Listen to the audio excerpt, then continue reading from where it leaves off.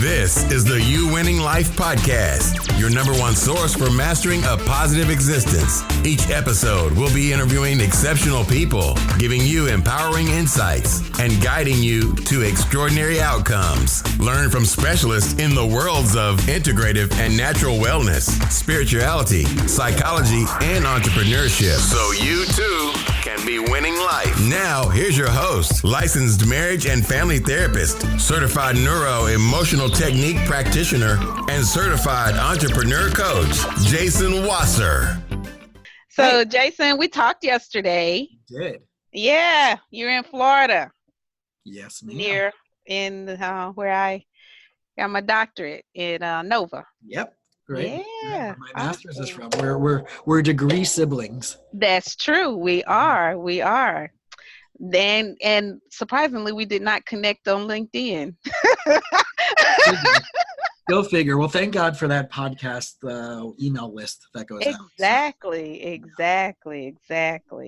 So, Jason, I know who you are because we talked extensively, but to my listeners, they do not know who you are. So can you introduce yourself and tell us a little about you? Absolutely. My name is Jason Wasser. I'm a licensed marriage and family therapist, certified neuro-emotional technique practitioner, as well as I'm a certified coach.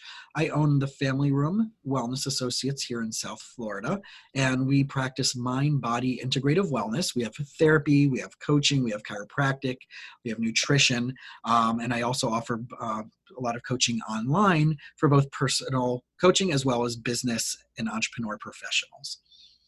Oh, all right. So how can you help us with our careers? So it's really an interesting question where people come in with that just specific question where it's so generic and it's not niched down to, I've been thinking, either right, it goes from the idea of, I don't know what to do next, or I don't know what I'm doing in my specific career, versus the idea of 15 different options, but I'm not sure which one is the right decision for me. So when I'm working with any new client, whether it's a therapy client, whether it's a coaching client, the first thing that I want to know is what's their core values. So when I'm talking about core values, I'm talking about picking 5, 6, 7 words that they're going to define for themselves. And I walk them through this with a worksheet and an exercise. And I say, if you were to be living completely in your values, if you were going to be living a life of purpose and meaning, and you knew that every decision that you would make goes back to a specific set of values, what would those values be that would allow you to have that life that you dream of? And what I find is that when people do that, the decision making about what I should do next becomes a lot easier, because the next question is does that idea that you have align with your core values? And it will either be a yes or no. No. We already took out a big chunk of the maybes or the possibly, because that's not a yes. Mm-hmm. And then the no's are definitely a no. So now we can chunk it down. So whether it's something for someone that wants to stay specifically in their field and they're ready to take the next step, or they want to try something different, or they're not sure if they're in the right field, well, let's go back to your core values and let's make a decision from there. Mm-hmm. Mm-hmm. Okay, that sounds awesome.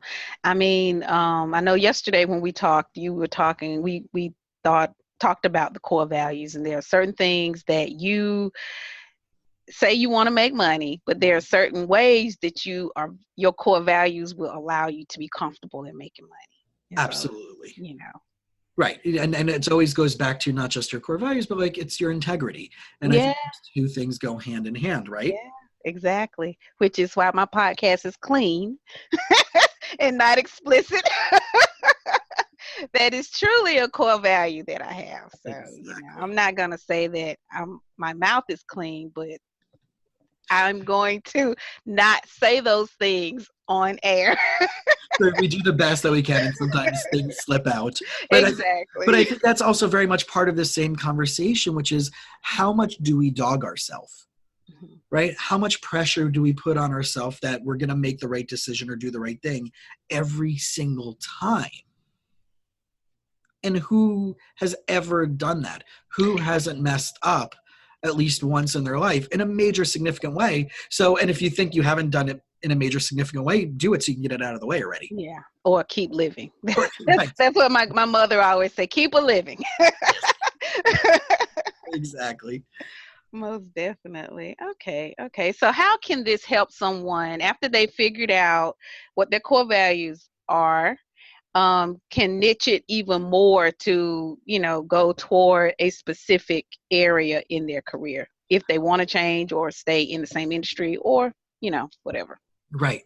So if someone's already in an industry that they're passionate about, they feel that, again, it aligns with their core values, then the next step is, what are the things that they would need to scale up to maybe a bigger position, right? A lot of people say, well, my fear is that I love what I do, but I don't want to take on more responsibilities. And a lot of times more responsibilities comes with a bigger paycheck.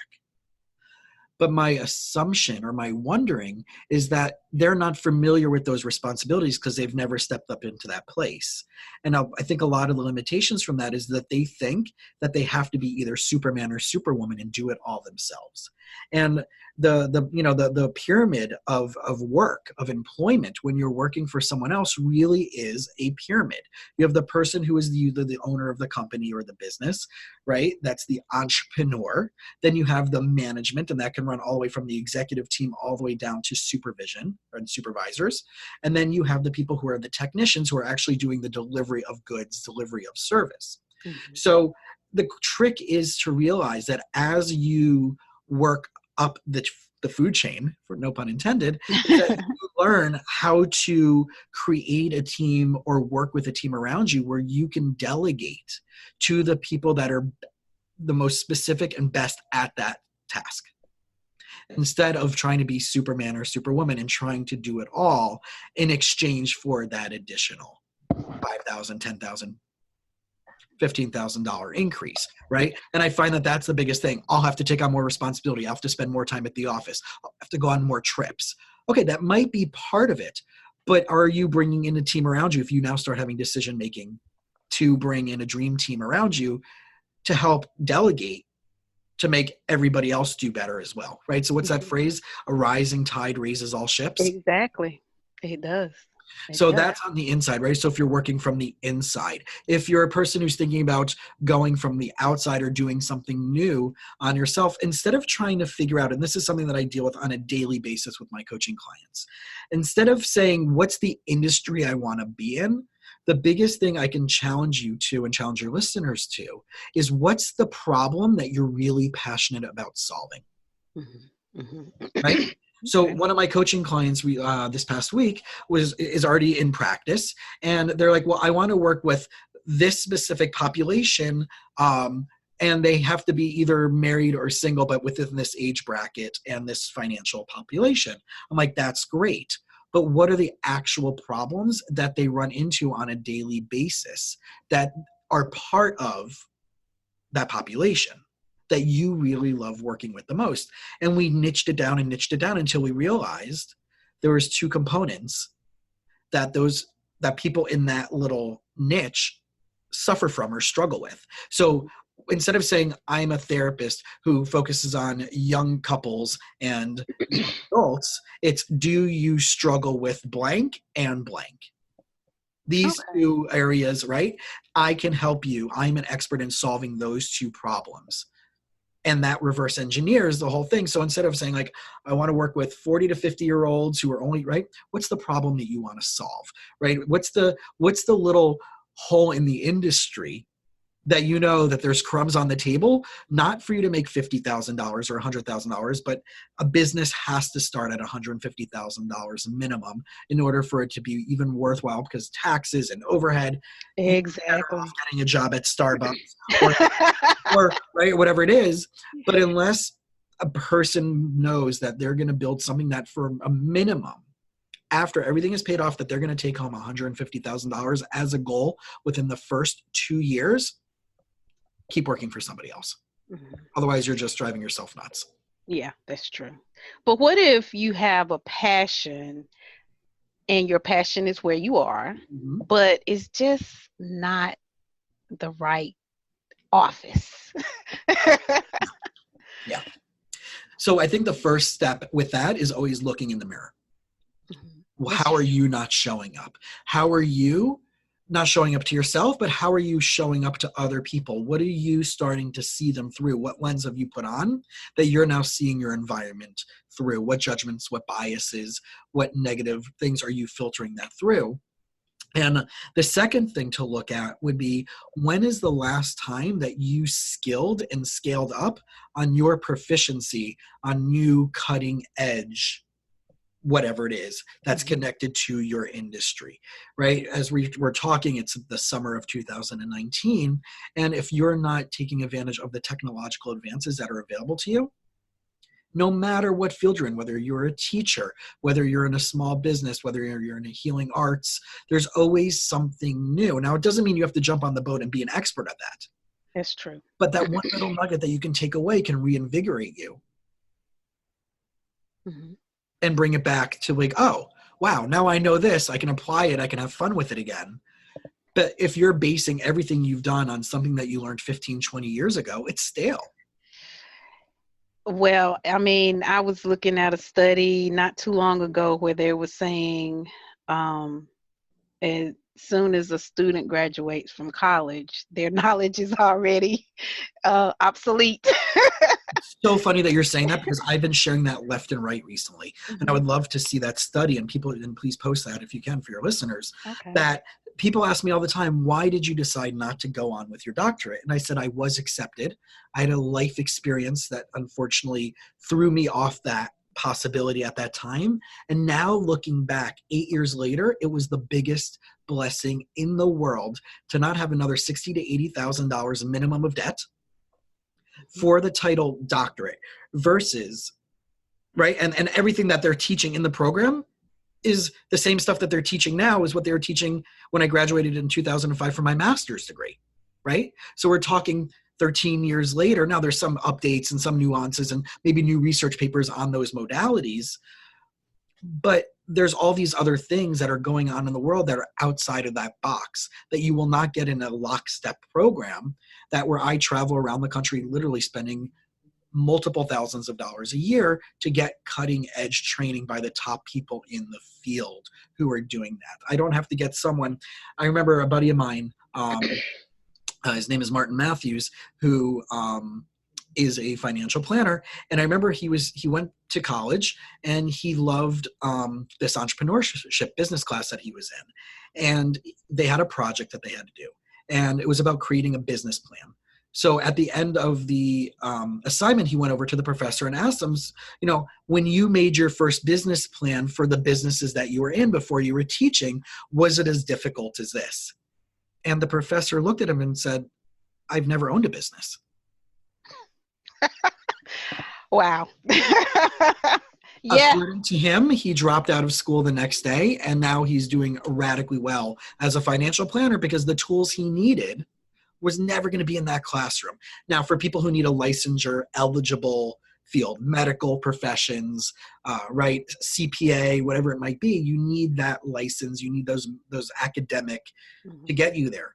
But at the end of the day, know that there is always going to be, going back to what I said before, which is what is the niche that you want to fulfill? What's the problem you want to solve? And then become an expert at that. Exactly.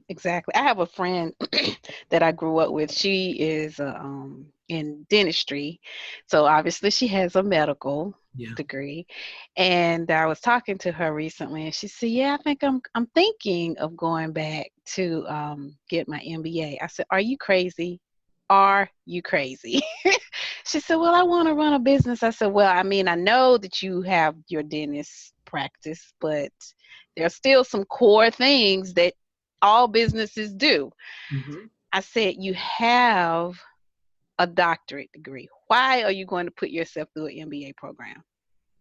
And you're hitting back exactly on what I mentioned a few minutes ago, which was you have the entrepreneur, you have the manager, and you have the technician. So here you have a friend who's a dentist who is the owner of a business, but is operating on the level of a technician. Mm-hmm. And what we've been tricked in our society, and I was one of those people until I literally had this awakening a few years ago from my business coach, which I'll tell you about in a moment, was that we are trained to be technicians. We own a business that we are the slave and the technician to. And really the only difference between people who are working at Starbucks and being a barista as a technician, direct service, and a person like a dentist or a lawyer is they're still doing the same thing. It's just the dollar amount goes up a little bit. Exactly. Right? Exactly. But meanwhile, while you and I are serving somebody in a direct experience, right, where we're being a technician, I'm seeing a coaching client, I'm seeing a therapy client, we're having this conversation, we can't go out and be the entrepreneur and bring in new clients. We can't work on our marketing. So that's why I'm saying, like, learn what you want to be most passionate about. Because some people who are technicians are really better off at managers. People who think that they're entrepreneurs, if you are really better being a manager, or they're really better being a direct service technician. And to know that role is a game changer. And then what it is, you have to either partner up with someone else who is really great at that, or hire that person. Exactly. But the dentist or anybody out there who's listening to that, to go back and do an MBA is geared to teach you how to be middle management at a corporation or a company. It's not to teach you how to run and grow a sustainable and scalable entrepreneurial venture.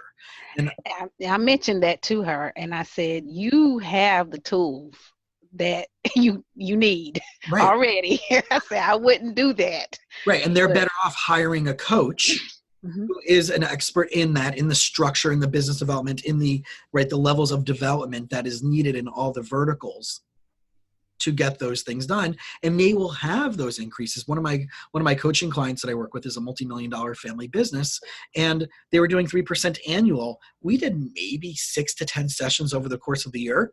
And the next year I got them to, I think it was 14% increase. Year 2, I got them to 33% increase off that 3% annual. 3% annual increase is literally what do they say? It's the, every year there's a 3% increase in, not your income, but if you keep your money in your bank and you get a 3% on it. Okay. Right? Yeah. The interest rate. Well, not the interest rate, but whatever that level is of, like, you're really you're not really making anything because inflation is really going up. Yeah, inflation. Yeah. Right. So if you're only making 3-4%, right, teachers get an extra 3%. The annual raise is a 3% raise. That's just inflation, meeting inflation. You're still making the same thing. You are. Gas is going up. That was it. That's where your 3% went to. Getting to work. You're still making the exact same thing at the end of the day. It's just covering the raise of you're not thriving. You're staying you're keeping your head above water. And my job as a coach is to help people go from that bobbing up and down to being able to fly above the water. Okay. Awesome. So if someone were to hire you, what would be the first thing that you would do with them? Well, we already started off with the idea of knowing core values. Exactly. But a lot of the things that I really want to know is, why is it important to do that which you say you want to do? And I think that's a really powerful thing, because there's a lot of societal pressure. There might be family pressure. There might be financial pressure. There might be cultural pressure. But I want to figure out the value and significance to that particular person for why they're going to invest both money in me, money in their development, money in a business, and the time and effort that it's going to take them away from maybe other things that might also be a higher priority. So again, I think that it's the what's your why, right? The Simon Sinek, what's your why? Yeah. But at the end of the day, what will you achieve? Like, what will it allow you to do in every other aspect of your life if you were to accomplish that which I'm here to help you with? How will it help you be a better human? How will it help you if you're in a relationship to be better in that relationship, to be a better parent, to be better spiritually, to be better physically with your health and wellness? How will, we work on this and we target this, will that get you to where you want to be in these other domains? Because if you don't ask that question, you're out of whack. Yeah. That's true. Truly not serving them on a powerful and deep level. That's true. Some people, they have decided they need to improve their health, and their job is preventing them from doing that. They work long hours, or it's a long commute. And so, that could be a very good reason to decide I'm changing careers. Absolutely. And And I want to playfully challenge the word that you said. It's their job that's keeping them from that. It's not their job that's keeping them from that. It's not the commute that's keeping them from that. It's the choices that they made that allowed them to take a job that doesn't allow them to prioritize themselves. It's the choices that they made to take a job that has a 45-an-hour commute each way. And the person has to take ownership and accountability in their life for those things that they say, if it's truly a priority for them to be healthy, for them to have better relationships, then how are they taking the action steps? What evidence are they showing in effort towards that?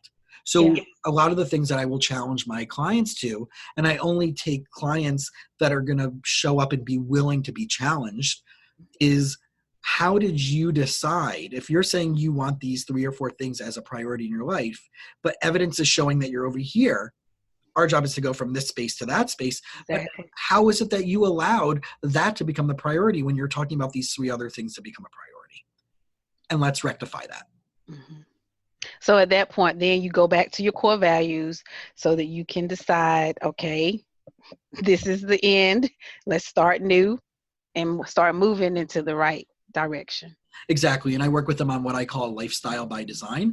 And it really does talk about prioritization. What are the things that are most important to you? Like I said, if I help you achieve this one thing in your personal life, if they're coming to me for personal coaching, then how will that affect you in other arenas of your life? If you're coming to me with your business, entrepreneurial coaching, whether you're an intrapreneur, the person that's working in a business, whether you're a teacher or you're working for someone else, you're an employee, right? The intrapreneur. How can I help you develop and grow within that business, or decide that you want to be an entrepreneur, which is developing and creating your own?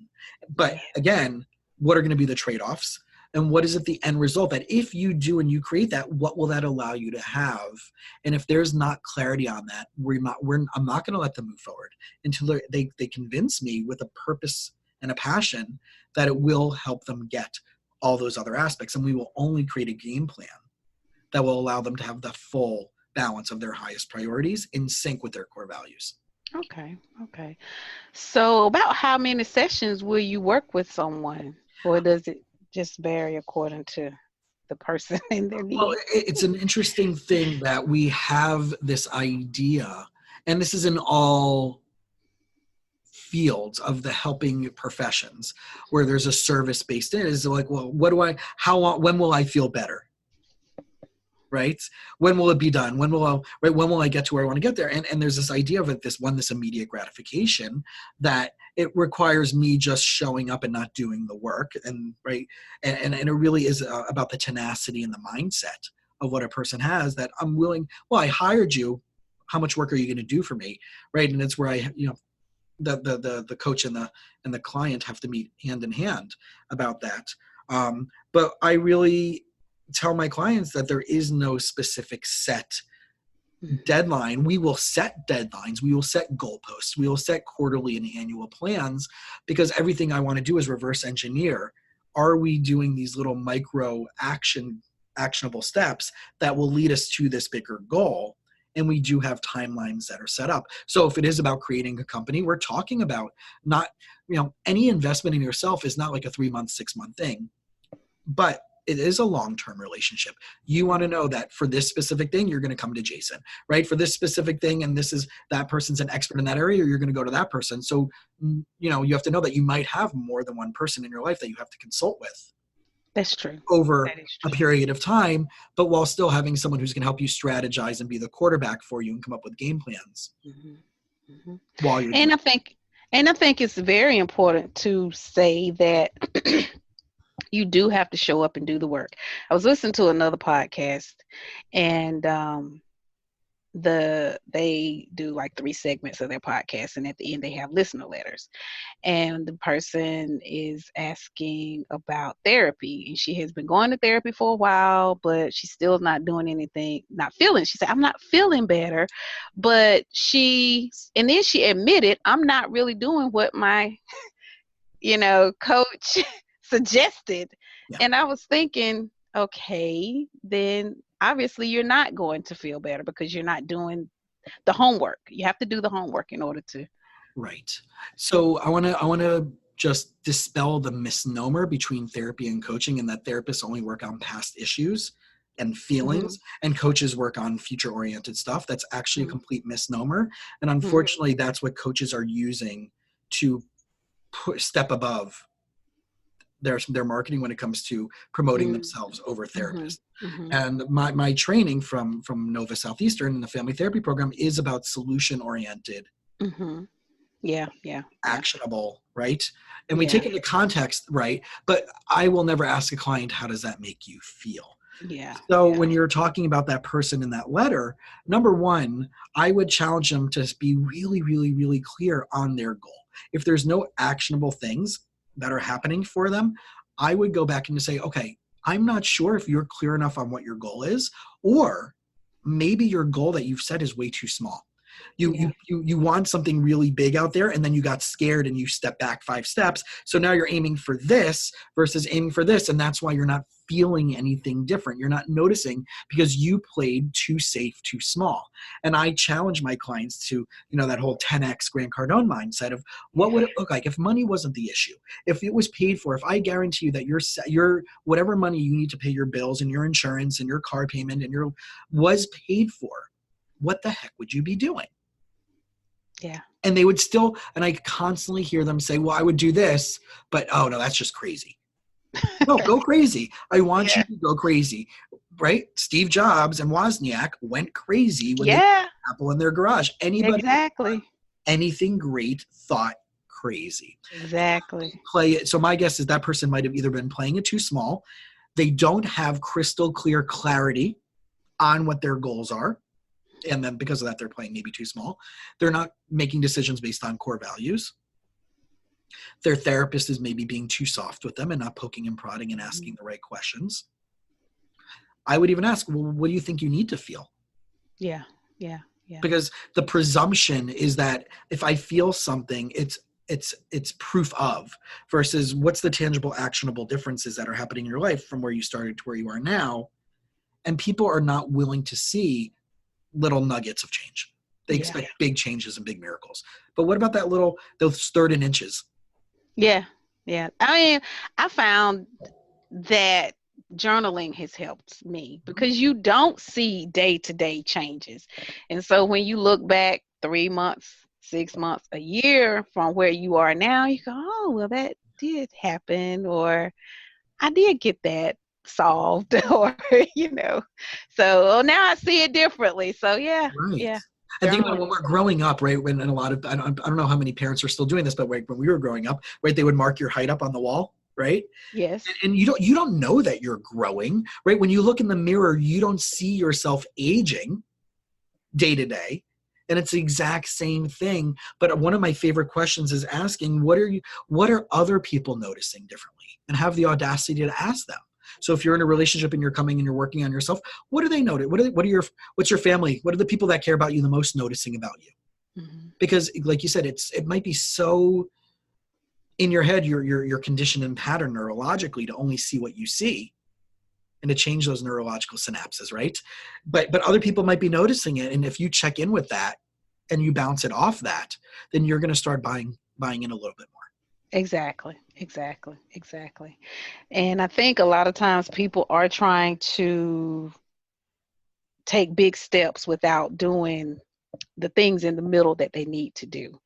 So, well, adding to that, which is such an important thing, when anybody ever plans something, I don't think many people ask, what's the sacrifices I have to make? How will this affect other aspects of my life? What will have to give in other places? Who or what might not be happy about me making these changes? And how would it affect that dynamic with those people or those experiences? Right? So there's a multiverse of layers of contextuality of when someone wants to make a dynamic change in themselves, to not have someone ask them those questions from all of these different possibilities. It's not like saying, okay, what's your goal? Great. What will that look like to do that? But what's the risk involved in making these changes? Whether it's a personal, internal, or in relationship to a dynamic, whether you're in a relationship or parenting or financial or, right? changing your entire fridge and no one else wants Yeah. to do the diet that you want to do, right? Yeah, that's true. That is true. Everything has a risk. So yeah. Yeah. Yeah, that's true. So, let's see here. So, Jason, if someone wanted to work with you, how would they get in contact with you? So the best way to get me is on Instagram, and it's Jason Wasser, LMFT, all one word, and LMFT stands for Licensed Marriage and Family Therapist. My website, I have a few different ways to get to my practice website. The practice is, again, it's called the Family Room Wellness Associates.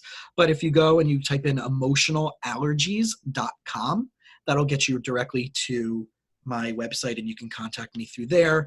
But also, like I said, Instagram and Twitter both have the same handle, Jason Wasser, LMFT. Oh, okay. Okay. I will definitely connect with you on Twitter for sure.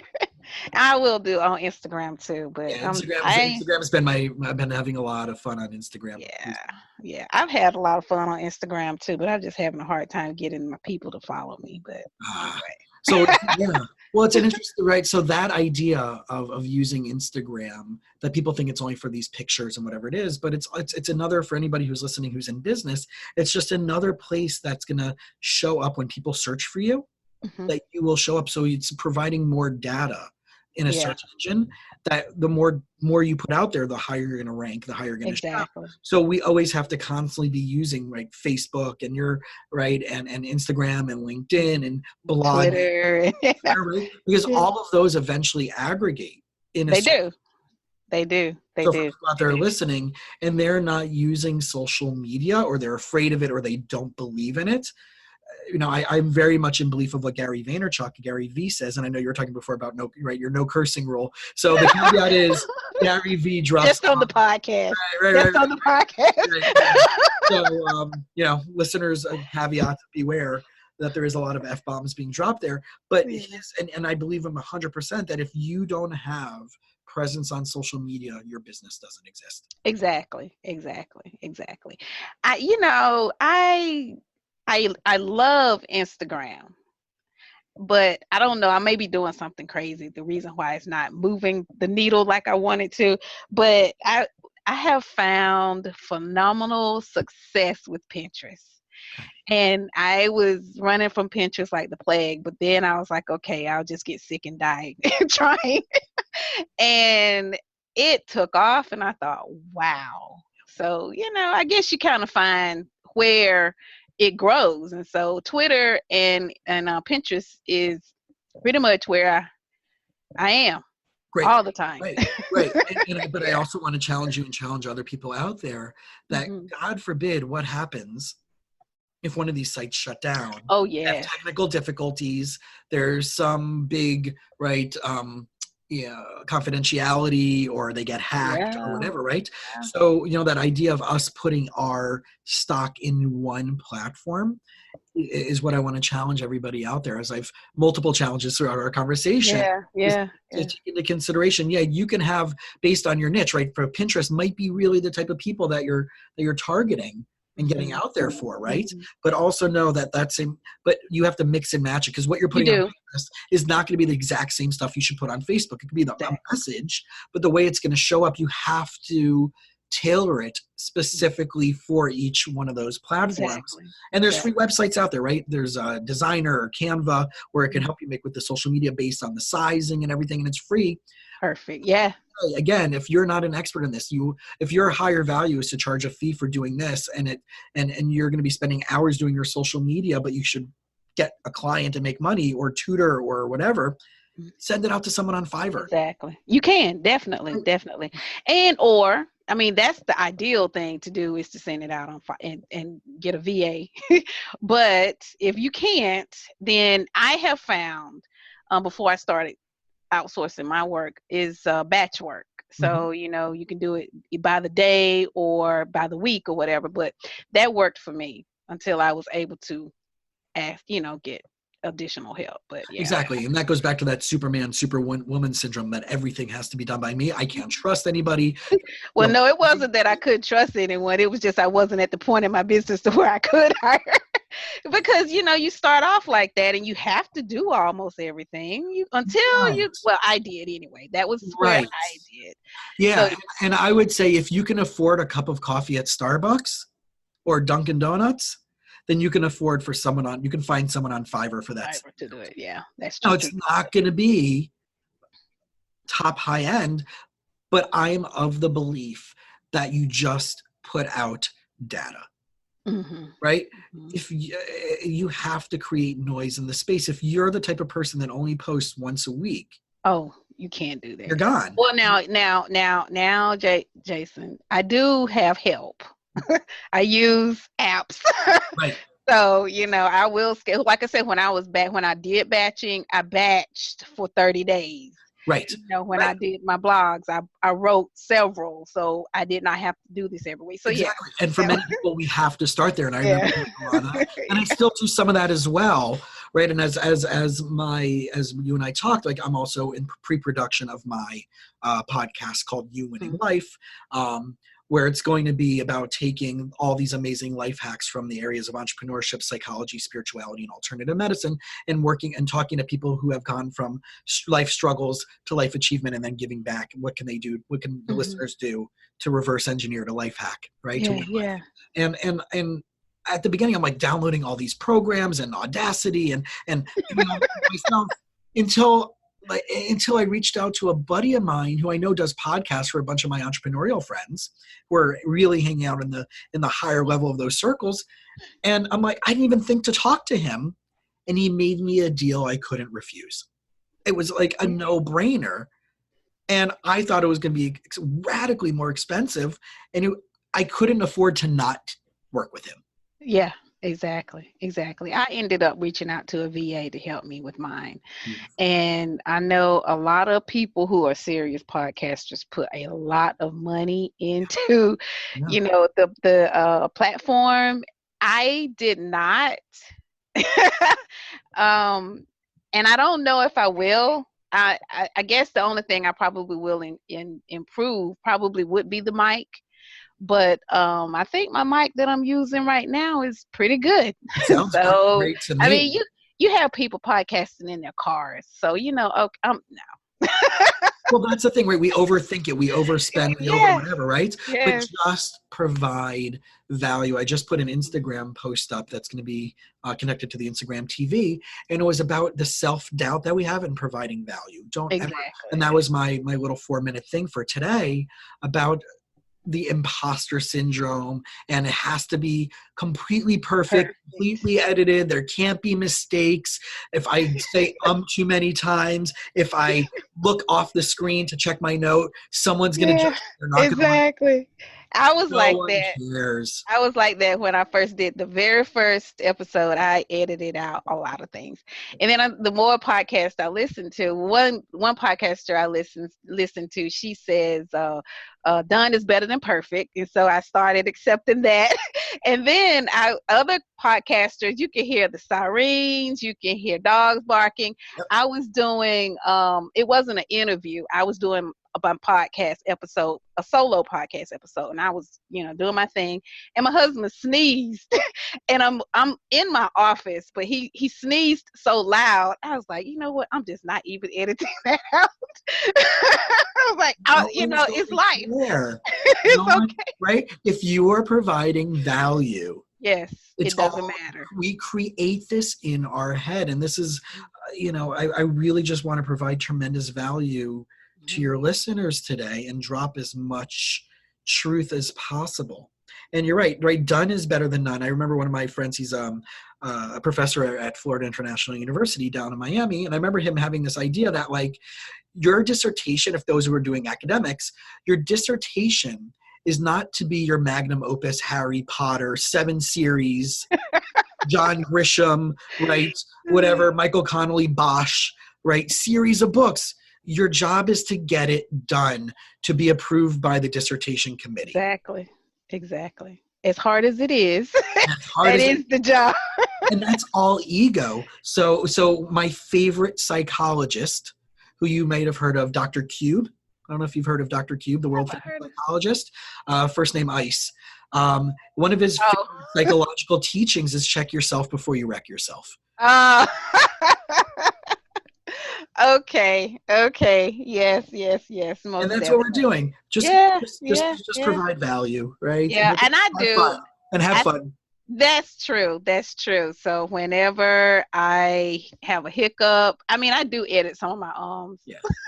and if I get tongue tied, I'll edit those out. But I am not editing a lot.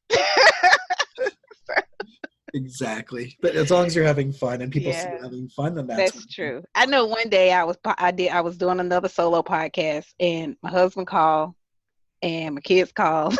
Now I did edit those out. But so for those listening, podcasting. But for our listeners, real life is going to happen no matter what.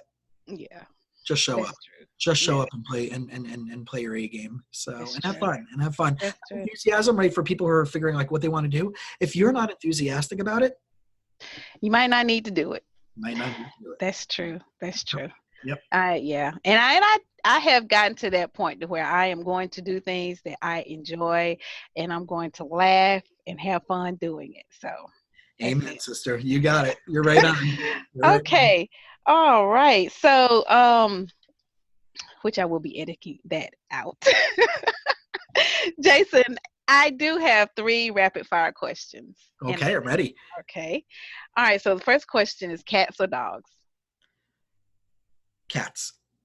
Oh my gosh. I am so glad you said cats. And I'll tell you why. Okay.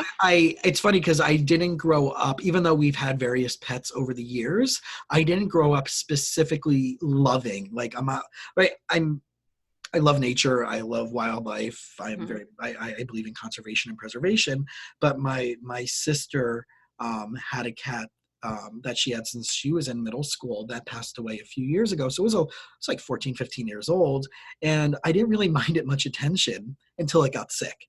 Oh. And when it got sick, I'm like, I'm going to go over tonight and spend some time with it. Right. And I formed whatever bond that I thought in my mind. And unfortunately passed. And I know some people are like, cats are the devil. You know, they're so whatever.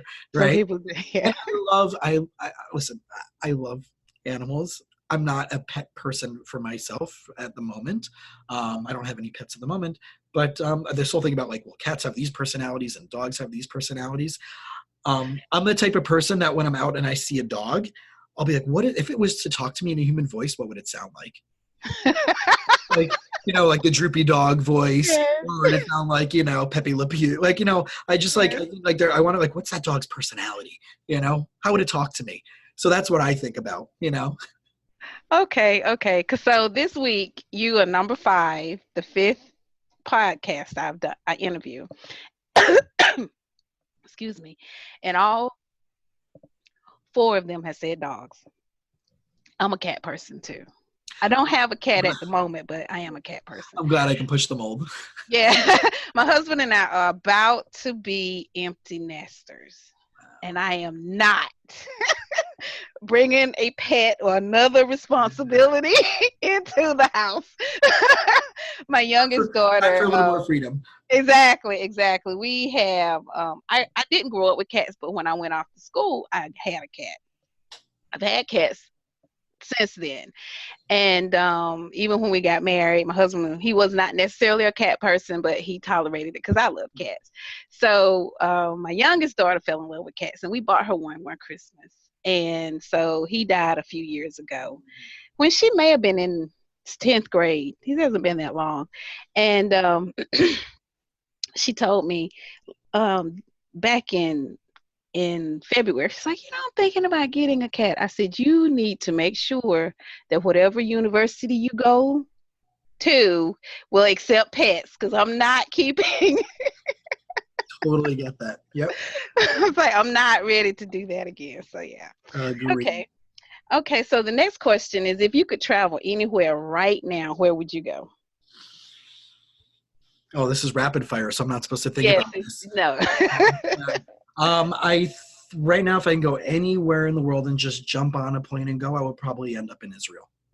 Okay. Okay. Awesome. Awesome. Awesome. We talked about that yesterday. So yes, yes, most definitely.